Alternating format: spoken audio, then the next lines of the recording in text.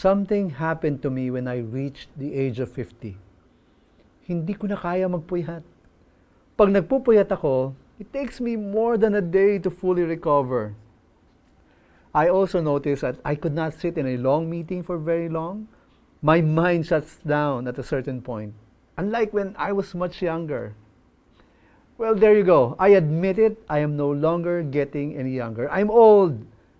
I can only imagine how I'd be like when I reach the age of 60 or 70. When you reach that age, you're not as young anymore. You're not as strong as you used to be. You've got more wrinkles on your face. Either gray hair or baldness has taken over your head. You get tired more easily. You want to sleep earlier than usual. And you wake up much earlier than you used to.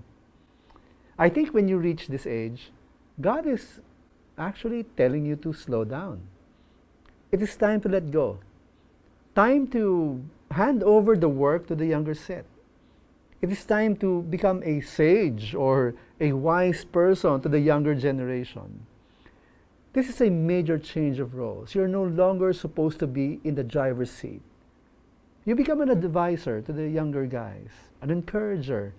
You can help them clarify their vision and direction so they can go much farther than you were able to go. Then, step back and enjoy the show. You know, King David understood this when he reached old age.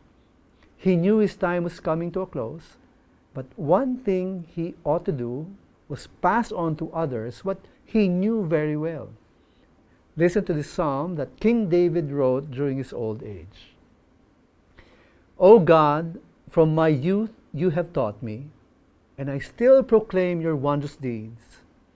So even to old age and gray hairs, O God, do not forsake me, until I proclaim your might to another generation, your power to all those to come. When we live our lives for the Lord, the older we get, the more we experience the wonderful works of God. They are no longer stories that we hear from other people. They become real experiences of the mercies and blessings of God. If we stay the course, if we abide by the Lord all the days and years of our lives, even as we reach old age, we can't help it but, just like David, we will proclaim his wondrous deeds. Even at old age, there is a desire to be able to finish the work that God has called us to do. But at that age, we realize our call is not really to acquire, attain, or achieve.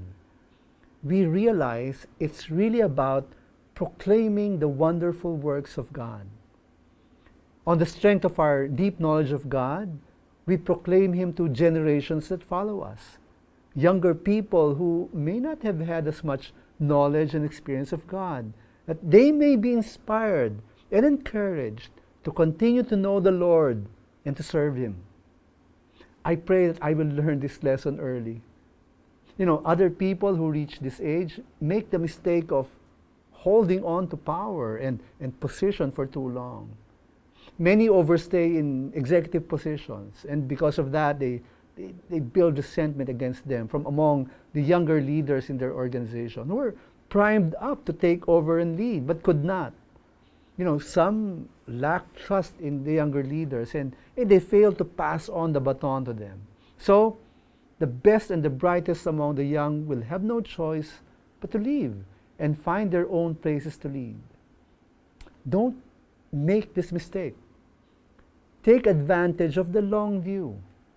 You are the bearer of history. You are the vanguard of the vision. Be instrumental in making younger people become successful in their careers. Be their coach and mentor. And get out of their way. Let them fly.